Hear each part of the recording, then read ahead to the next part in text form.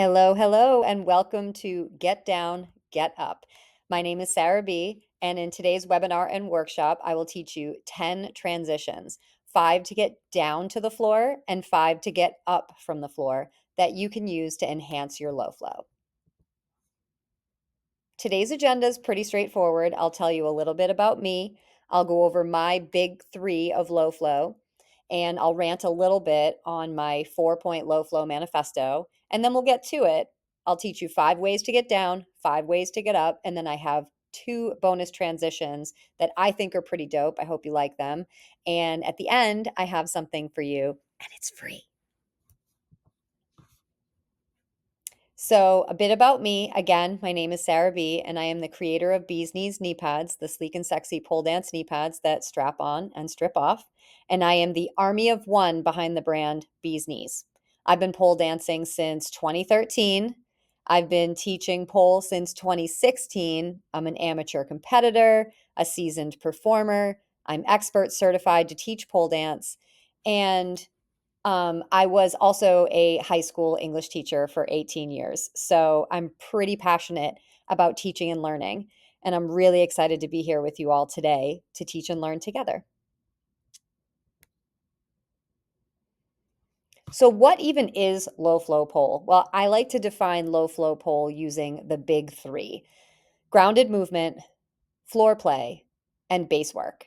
Now, the definitions for each aren't strict, but to me, grounded movement involves dancing with one or both feet on the ground, holding on to the pole, but without climbing or aerial tricks.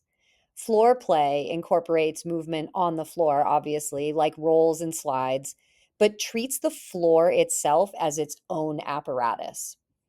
And base work, in my mind, leans more toward like badass tricks and dynamic movements close to or on the floor, but assisted by the pole to either support you when upside down in a shoulder stand or to help you generate momentum around the pole. Again, these are just my definitions and they aren't strict, but altogether, these elements comprise low flow pole. And contrary to what you might hear about low flow, it is not what you do when you're injured and can't really pole. I have heard people say, "Oh, I'm injured, so I'm on the low flow diet." And I'm like, "What does that mean?" Low flow in itself is pretty demanding and pretty cool. It's not just for people who can't yet invert. It doesn't have to be sexy if you don't want it to, although it certainly can be. It's not easy, it's not lazy. Low flow pole takes strength, skill, and practice, which is a perfect jumping off point for my 4-point low flow manifesto. So here we go. The first is transitions are where flow lives. So often I have students tell me, "Oh, I just want to flow better. I want my movements to flow together better." And it's not about learning more and more and more tricks to do that or remembering all the tricks that you know or spins or whatever.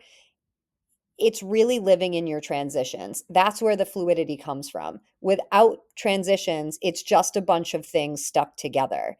Transitions happen between tricks, between spins, between the floor and the pole, between poles, between everything. So for me, exploring interesting pole to floor transitions is a huge part of the fun. Whether I'm choreographing or free dancing, I find I build around pole to floor transitions more than any other kind. So that's just me, and I feel like it sets the vibe for my whole low flow. My second point in this manifesto is that slow and savory movement takes balls. In a world that is constantly rushing, low flow encourages me to slow down and savor every movement. Moving slowly takes a lot of strength, especially if I'm generating momentum for one movement and then trying to harness all that momentum for another movement. And in my opinion, it takes absolute brass balls to move slowly and give people a chance to watch what I'm doing. If I'm moving quickly, it's kind of easy for things to blow by and people to not really see. But to slow down and let people see what you're doing, it's not easy to be seen. And I think it takes bravery to do that. When I move slowly, there's no place to hide. And if I get stuck, I have to move slowly to get unstuck and not panic. So, yeah, it basically counts as cognitive behavioral therapy for me. My third point in my manifesto is your footwear and you are like explorers. You're in it together. Um, so experimenting with different footwear is one of my favorite aspects of low flow. And whatever is on my feet is my partner in exploration, like the Lewis to my Clark. Um, and heels can, for me, feel like I'm adding edge and elegance, and height matters for sure. Years ago, I switched from 7 inches to 8 inches, and it informed my movement style in a whole new way. Having to be careful on that extra inch slowed me down for the better and built strength in a new way. Whereas if I'm in socks, I can very easily write a check that my strength cannot cash because I'm sliding, and that's a lot harder for me to do. Socks can create a smooth gliding sensation, and they can allow for seamless transitions and intricate floor work. Skating around the pole in socks is super fun. And then bare feet is different too, because they enable me to pivot with confidence just because of the stability and friction that my feet provide, my bare feet. Fun fact, my feet are like Velcro, which is weirdly helpful in pole, but that also makes dancing in bare feet very different for me. So my footwear, we talk a lot about our footwear being a separate apparatus, and that is true. But I like to think of my footwear, whatever it happens to be, as an explorer on this mission. How does it change my movement? And last but not least, low flow is basically an act of rebellion. Anytime you low flow, I would encourage you to rebel against the tyranny of perfection. And what I mean by that is I cannot stand the red X and green check mark videos I see on Instagram or TikTok. I don't have TikTok, but I'm sure they're on TikTok. I'm old, so I don't have TikTok. But you know the videos I'm talking about where it's like, do this and don't do that. And there's a red X on one and a green check on another. And I'm like, what is this? It's nitpicky, it's arbitrary, and sometimes it's even ableist, and I'm sick of movement being classified as right or wrong, do's or don'ts. Like, I'm not auditioning for Juilliard, okay? So chill. Every time I low flow, I like to imagine the do and don't tyrants watching me and being absolutely horrified by my mediocrity. I dance as if to say, I'm just okay at this, but I have the audacity to do it anyway, and there's nothing you can do about it. So anytime I see a video or something that's like, you're not supposed to do it that way, I'm like, bet I will do it exactly that way right now. And then plot twist, sometimes that tyrant of perfection is in my own head. The call is coming from inside the house. So anytime I low flow, I try to make sure that it is an act of rebellion against perfection. And I encourage you to do the same because it's really liberating. So thank you for listening to my manifesto and my rants about what low flow is to me and what it means to me, but hopefully you can tell that I am very passionate about it and I want to share some of my favorite movements with you. So let's go to my poll and learn some things. Welcome to my underground lair. For this, you're definitely going to want to have shoes on, and I highly recommend knee pads. So I'm going to put mine on right now.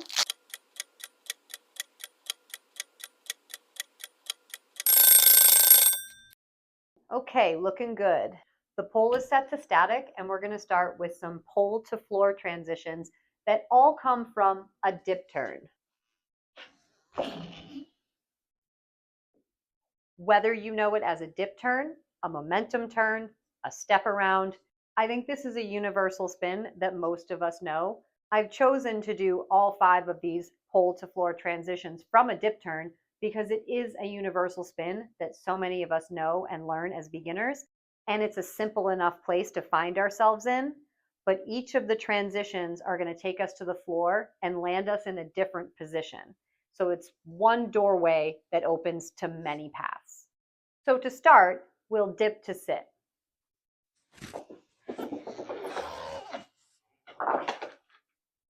So from my dip turn, I'm going to drag my outside foot and drop that knee close to the pole.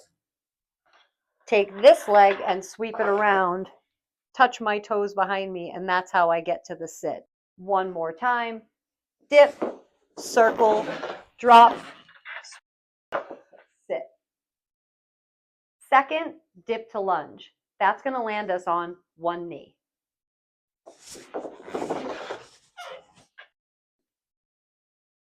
So starting from the dip turn, I'm going to draw that circle, land on that knee, and pivot on it.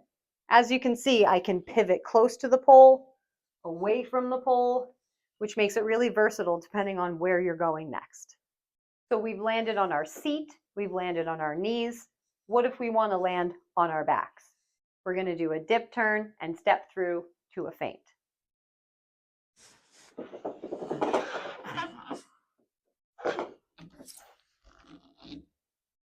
Once again, from the dip turn, I'm going to draw that circle, land on the knee, push off the outside foot, and thread through the inside leg to lay down. Another great option is a dip to a diamond roll.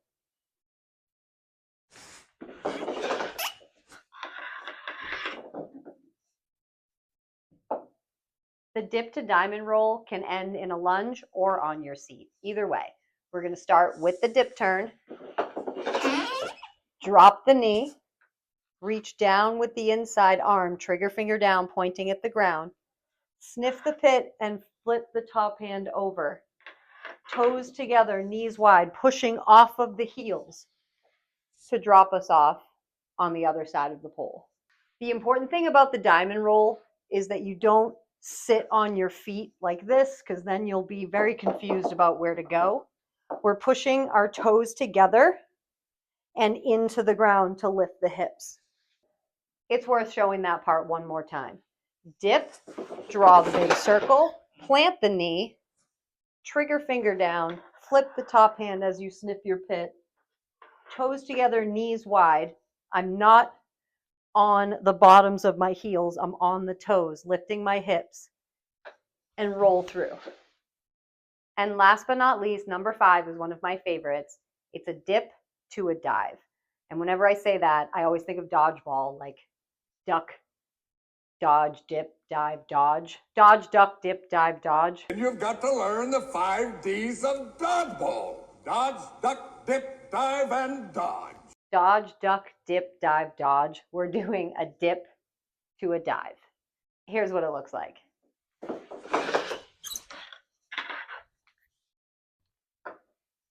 Before you get too overwhelmed, just know that if you can do a knees-assisted push-up, you can do this move. I'll go through it slowly. We'll start with the dip and dropping the knee. I'm going to pivot my back to the pole and put my hands down on the inside of my leg, sort of like a lizard in yoga if you're savvy. This leg comes behind, but I'm going to kick both feet to my butt so that I can clear the pole. And if I pivot again and drop it off, I've cleared the pole. The only difference is when I do it in real time, I don't stay up here. I go way down here so that I have plenty of room. Momentum does help. But that's where the knees assisted push-up comes in, because I want to be able to put my face on the floor to have plenty of room to clear the pole with my legs. I'll do it a little bit faster, but look out for that push-up. I'm going to put my face on the ground because I want to make my life as easy as possible when doing this. Dip, kneel, pivot, hands, face on the ground, push up, feet to butt so I can clear the pole. How heavily am I breathing into this mic? One more time.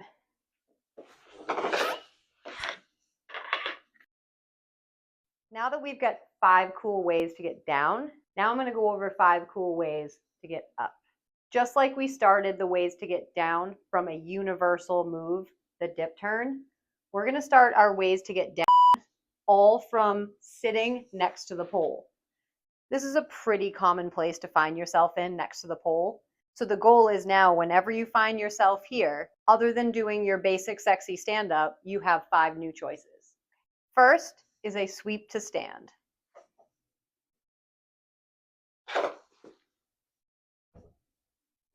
Sitting next to the pole to start, I'm going to pick up my inside leg, lean my bum on the pole, reach up with the outside hand, point down with the inside hand. I'm pushing through this inside foot and pulling and pushing through my hands. That's how I'm going to stand up. And this foot back here is going to draw a nice big circle. Second, starting from the same position, is going to be a fan kick to our feet. You have the option to land in a squat or land fully standing. Either way, you're fan kicking to your feet. This time, I'm going to pop up the outside ankle. Still going to reach up with the outside hand and reach down with the inside hand. I'm going to push off that outside foot and fan kick, riding my thigh crease on the pole. And I made it to a squat. If you want to land fully standing, that's an option too.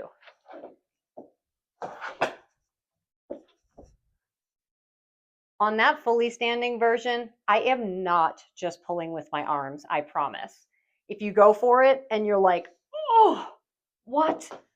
No one is hulking their body up with just their arms. I'll show you in slow motion what I'm really doing.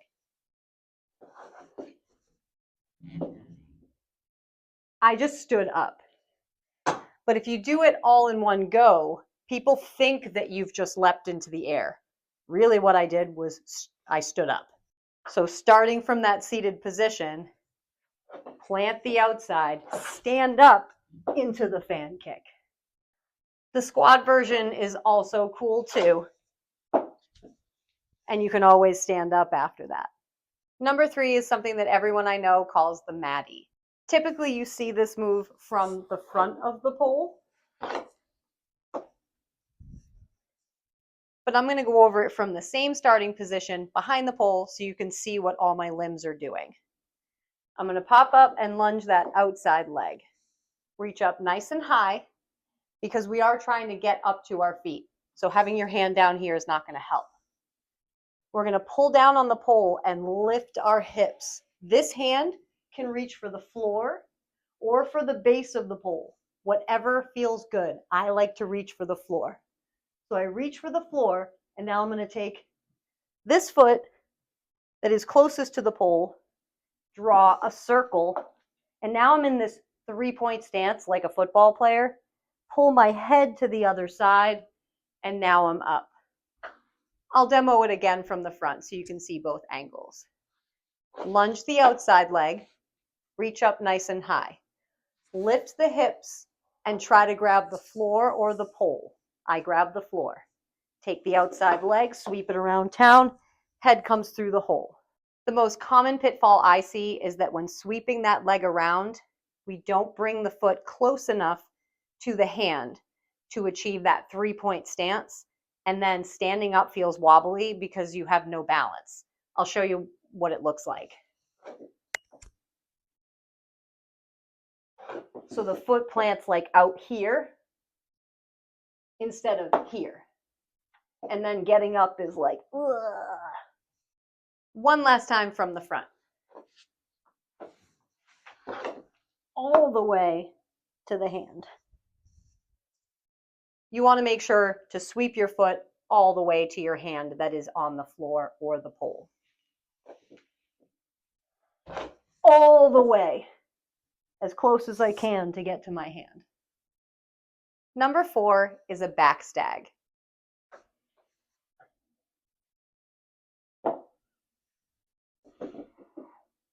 I'm going to come into a tall kneeling position as I reach with my inside hand, turn through and snip the pit, bringing my bottom shoulder all the way through.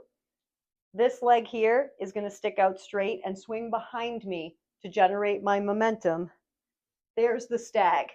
Toes come underneath, and you push yourself up to standing. Last but not least, number 5 is a really cute knee pivot to toe stand. Just like it sounds in the name, we're going to come all the way up to a tall kneeling position, pivot on our knees so our feet are behind us, push off the pole as we drive our toes into the ground. Now that you have 5 cool ways to get down and get up, you can mix and match.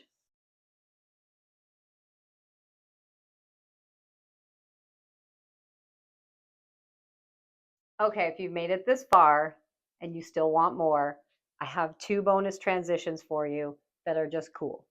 The first bonus transition is a squat pirouette with a kick.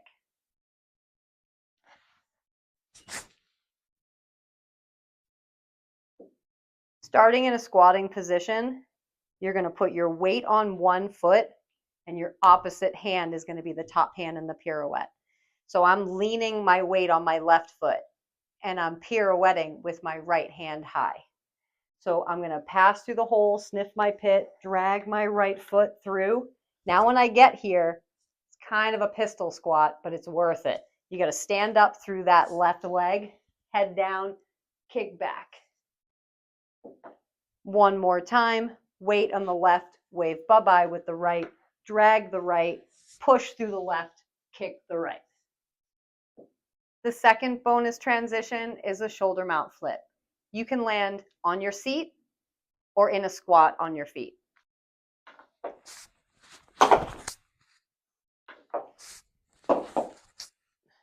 Landing in your seat or in a squat are pretty similar. Whatever shoulder is on the pole, that's the leg you want to keep straight. The other leg is going to be bent and push into the floor. This can be done in bare feet too. I'm going to row down on the pole and lift my hips, pushing off of that foot. That's the opposite foot of the shoulder that I have on the pole. The part that you need to commit to is looking in the direction that your legs are going. If you're used to shoulder mounting and hooking your legs in a crucifix on the pole, you're used to looking up and seeing your legs there. You need to look out over your shoulder and see your legs there, because I'm going to roll off the pole and have the pole travel down my shoulder. If you look up and put your legs there, you're not going to turn over. So you got to kind of round off to the side. So I'll do it and I'll land in the seat so you can see. I will be looking right there the whole time.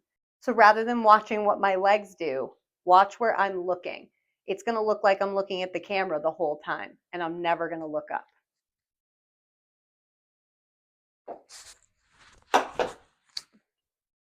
Landing in a squat is pretty similar. Like I said, I'm just going to make sure to put my feet under me. Instead of pointing my toes, I'm going to flex my feet to give myself something to land on.